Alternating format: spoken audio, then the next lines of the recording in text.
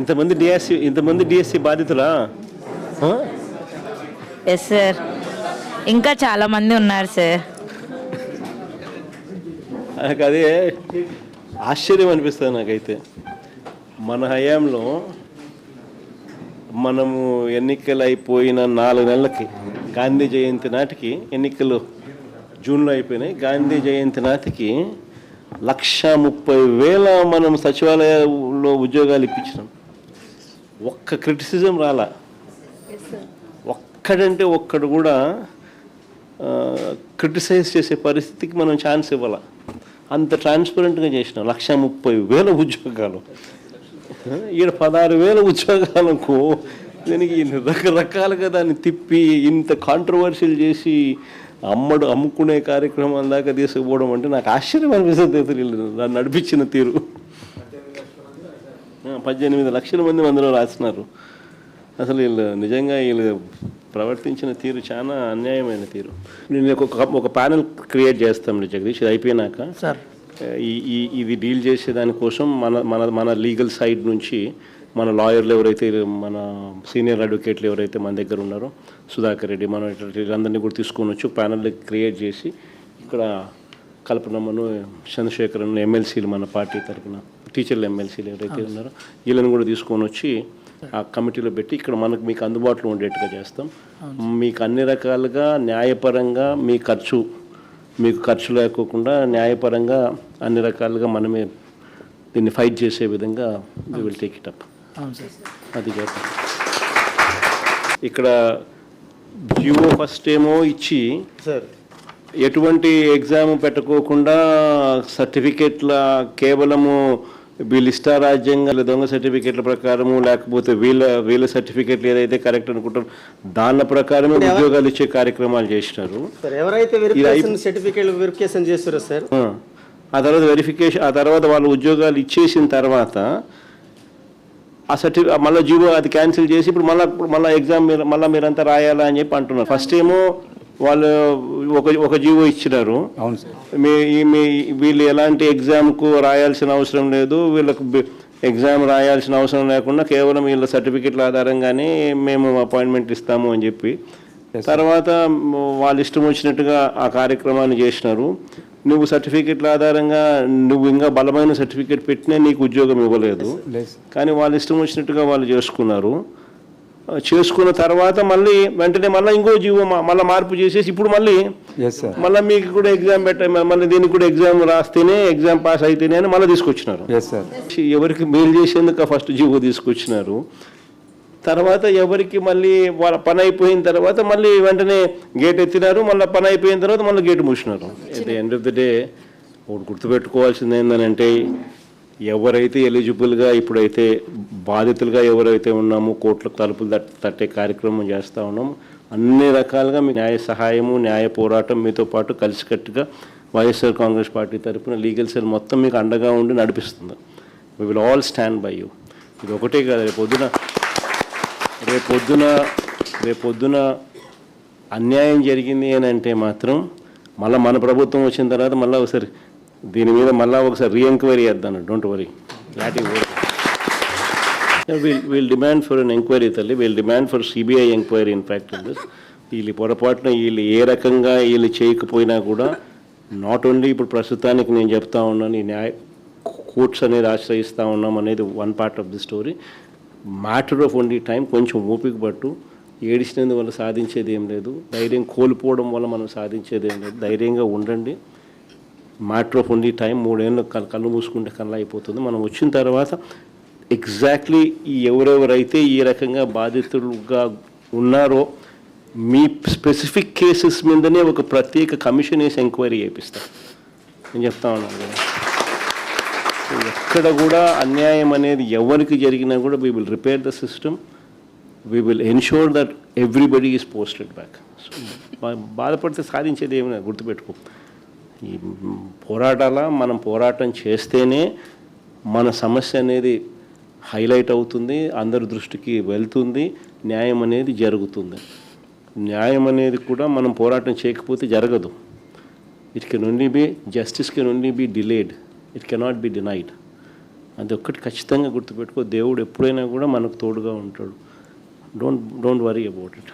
God will help us, God will guide us.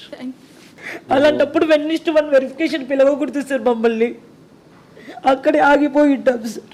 ఒకటి దీంట్లో 1:1 అని చెప్పి పిలిచి సబ్జెక్టులు వెరిఫికేషన్ ఆఫ్ సర్టిఫికేట్స్ మాత్రమే అన్న పరిస్థితి నుంచి రిజెక్ట్ చేయడం అన్నది ఒక తప్పు అయితే, వెరిఫికేషన్ అనేది లో పూర్తిగా సర్టిఫికేట్లో ఆథెంటిక్ జెన్యున్ అని చెప్పి తెలిసి ఉన్నా కూడా రిజెక్ట్ చేయడం ఒక తప్పు అయితే, రెండోది ఇంకోటి ఏంటంటే, ఇంకొకటి ఇంటెన్షనల్గా వీళ్ళు చేసిన మిస్చివస్ పని ఏంటంటే, ఏ ఎగ్జాము రాయకుండా స్పోర్ట్స్ అని చెప్పి ఒక కేటగిరీ ఒకటి క్రియేట్ చేసి వాళ్ళకి ఎటువంటి ఎగ్జాము అవసరం లేదు, ఎటువంటి క్వాలిఫికేషన్ అవసరం లేదు అని చెప్పి వాళ్ళకు టీచింగ్ పోస్టులకు ఉద్యోగాలు ఇచ్చేసే కార్యక్రమంలో భాగంగా ఈయడము, అది తీసుకొచ్చేదానికోసం మిమ్మల్ని అందరినీ కోసేయడము.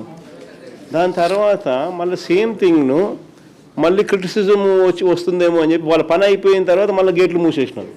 మళ్ళీ కొత్త ఇంకో జీవో ఇచ్చి లేదు ఇప్పుడు ఖచ్చితంగా వీళ్ళు కూడా ఎగ్జామ్ రాయాల్సిందే అని చెప్పి వాళ్ళకు మాత్రం వర్తించదంట, ఇక మీదట మాత్రం ఎవరికైనా కానీ వర్తిస్తుందంట అని చెప్పి తీసిన. అంటే దాని అర్థమైంది, వాళ్ళందరితో వీళ్ళు మాట్లాడుకొని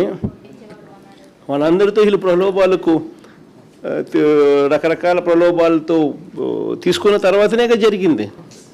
అది ఇంకొక ఫ్లా. 3 months బయటికి రాలేకపోయాం సార్. అసలుకి చాలా సఫర్ అయ్యాం సార్. నాతో పాటు మా పేరెంట్స్ కూడా సఫర్ అయ్యారు సార్. ధైర్యంగా పడతారు. చూడండి మరి ఏం కావాలి ఇంతకన్నా. 1998 బ్యాచ్ ఎప్పుడు చెప్పు, దాంట్లో మా బాబాయ్ కూడా ఉన్నాడు సార్. 98 డిఎస్సి అట్లాంటి వాళ్ళకి న్యాయం చేసినామంట.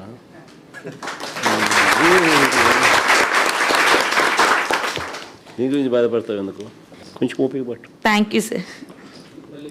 ఫస్ట్ ఎన్ని పద్ధతుల్లో వీళ్ళు చేసినారు స్కాములు అని చెప్పడానికి నిదర్శనాలు, ఫస్ట్ ర్యాంక్ వచ్చిన వానికి, జిల్లాలో ఫస్ట్ ర్యాంక్ వచ్చిన వానికి ఉద్యోగం ఇలా.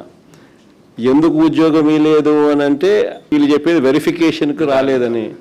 వెరిఫికేషన్కి రానోడు కోర్టుకు పోయి నాకు ఉద్యోగం ఎందుకు ఇవ్వడం లేదు అని చెప్పి కోర్టుకు పోయి కార్యక్రమం చేసినాడు అని అంటే, ఫస్ట్ పేపర్లు లీక్ కాడ నుంచి జరుగుతూ ఉందా. ఇలా కావాల్సిన వాళ్ళకు ఫస్ట్ పేపర్లు లీక్ ఇచ్చి కొంతమందిని తెచ్చుకునే కార్యక్రమం, తర్వాత రకరకాల పిచ్చి జియోలు ఇచ్చి ఎలాంటి క్వాలిఫికేషను అవసరం లేదు అని చెప్పి ఏకంగా జీవోలు ఇష్యూ చేసి గేట్లు ఎత్తడము, గేట్లు తీసేయడము, ఆ పద్ధతిలో కూడా మళ్ళీ తీసుకొచ్చే కార్యక్రమం చేయడంతో గందరగోళం క్రియేట్ చేసినారు.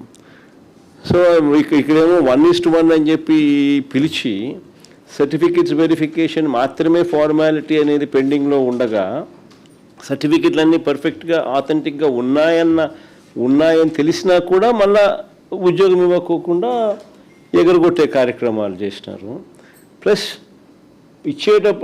మిమ్మల్ని ఎగరగొడుతూ ఫిల్అప్ చేసినవి చూస్తే మోస్ట్ అబ్జర్వ్డ్ పేర్లు ఎక్కడెక్కడో ఏదో క్వాలిఫికేషన్లో ఉన్న వాళ్ళని తీసుకొని వచ్చి ఇచ్చిన పరిస్థితులు కూడా కనిపిస్తూ ఉన్నాయి. వాళ్ళ క్లారిఫికేషన్ అడిగితే అసలు లెక్కలేనితనంతో క్లారిఫికేషన్ ఇస్తాను. మీరు అడిగేది ఒక క్వశ్చన్ అడుగుతారు, వాడు క్లారిఫికేషన్ ఇచ్చేది మీరు అడిగిన భాష అర్థం కానట్టుగా ఏదో ఒక వేరే ఆన్సర్ చూస్తే వేరే మాదిరిగా ఇంకొక క్వశ్చన్కి సంబంధించిన ఆన్సర్ ఇస్తూ ఉన్నారు. అంటే లెక్కలేనితనంతో ఆన్సర్ ఇస్తూ ఉన్నారు. మీ అందరికీ మళ్ళీ ఒకసారి చెప్తా ఉన్నాను, మనకు మాట్లాడగలిగిన వాళ్ళు బహుశా నా దగ్గరికి కొంతమంది రాగలిగినారు, చాలామంది కొన్ని వేల మంది చాలామంది బహుశా రాలేని పరిస్థితిలో కూడా ఉన్న వాళ్ళు కూడా చాలామంది కూడా ఉండొచ్చు. బట్ ప్రతి ఒక్కరికి కూడా నేను భరోసా చెప్తాను. ఇక్కడ ఒక కోఆర్డినేషన్ కింద ఇక్కడ ఇద్దరు ఎమ్మెల్సీలు, వీళ్ళిద్దరు టీచర్స్ ఎమ్మెల్సీలే, చంద్ర అండ్ కల్పనమ్మ. వీళ్ళకి తోడు మన స్టూడెంట్ వింగ్ నుంచి ప్లస్ మన లీగల్ సైడ్ నుంచి కూడా మన పార్టీ లీగల్ సైడ్ నుంచి కూడా లాయర్లు అందరినీ కూడా ఎంపానల్ చేసి ఒక కమిటీని ఫామ్ చేసి ఇక్కడ పెడతాం. ఎవరికి ఏ సమస్య వచ్చినా కూడా ఎనీ లీగల్ హెల్ప్, మీరెవరికి రూపాయి కూడా డబ్బు ఖర్చు కాకుండా వీళ్ళే లీగల్గా కోర్టులలో కేసులు వేసి మీ తరపున వాద్యం చేసేట్టుగా వీళ్ళందరినీ కూడా పురమాయిస్తూ ఉన్నా. సో వీళ్ళందరూ కూడా దానికి అన్ని రకాలుగా కూడా చేస్తారు, చేసి కోర్టులో కొట్లాడే కార్యక్రమం చేస్తాము. మరోవైపున సిబిఐ ఎంక్వైరీ కూడా గట్టిగా అడిగే కార్యక్రమం కూడా చేస్తాము. ఇవన్నీ ఒక ఎత్తు. పొరపాటున ఏదైనా డిలే కావడమో ఇంకోటి కావడమో మీకు న్యాయం జరగని పరిస్థితి ఏదైనా ఉన్నా కూడా బాధపడకు. ఓన్లీ 3 ఏళ్ళే మన ప్రభుత్వం వస్తుంది. వచ్చిన వెంటనే ఒక కమిటీ వేస్తాము, మీ అన్ని కేసెస్ దానికి రెఫర్ చేస్తాము, చేసి ప్రతి ఒక్కరికి కూడా న్యాయం జరిగేట్టుగా 98 బ్యాచ్ ఏ రకంగా న్యాయం జరిగిందో మీ అందరికీ కూడా మళ్ళీ ఖచ్చితంగా అర్హత ఉన్న ప్రతి ఒక్కరికి కూడా మీ అందరికీ న్యాయం జరిగేట్టుగా కూడా చేస్తాం. అది కూడా గుర్తుపెట్టుకోండి. అది అట్టాకు జరుగుతుంది 3 ఏళ్ళ తర్వాత. ఈ లోపల మనం చేసే పోరాటం కూడా ఆగకుండా కోర్టుల ద్వారాను సిబిఐ ఎంక్వైరీ డిమాండ్ చేస్తూ ఇవన్నీ కూడా చేస్తూ మనం చేసేటివన్నీ కూడా చేస్తూ పోతాం. సో 2 కూడా చేస్తాం. అందరికీ కూడా ఒకటే అష్యూరెన్స్ ఇస్తాను. ఇంతకుముందు నేను చెప్పినట్టుగానే కొంచెం ఓపిక పట్టండి. పోరాడితేనే మనం సాధించుకోగలుగుతాం. ఆ విషయంలో 4 అడుగులు ముందుకేస్తాం. ఖచ్చితంగా పోరాడుతూ ఉన్నారు. అన్ని రకాలుగా సహాయ సహకారాలు నా తరపు నుంచి కూడా అన్నీ ఉంటాయి. ఇది డిలే అయినా మనం న్యాయం సత్వరమే రాకపోయినా కూడా బాధపడాల్సిన అవసరమే లేదు. కన్ను మూసుకుని కన్ను తెరిచేసరికి 3 ఏళ్ళు అయిపోతుంది. అయిపోయిన వెంటనే మనం అధికారంలోకి దేవుని దయ వల్ల ఖచ్చితంగా వస్తాం. వచ్చిన వెంటనే కమిటీ కాన్స్టిట్యూట్ చేస్తాను. మీ అన్ని కేసెస్ దానికి రెఫర్ చేస్తాను.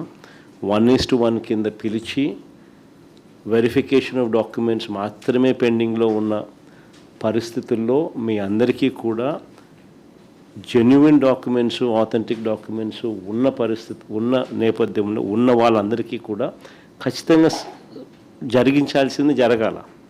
కానీ తప్పులు జరగడం వల్లనో ఇంకొక దాని వల్లనో నష్టపోయిన వాళ్ళందరికీ కూడా అవసరమైతే ఎక్స్ట్రా పోస్ట్ అయినా క్రియేట్ చేసైనా కానీ మీకు మంచి చేస్తాను.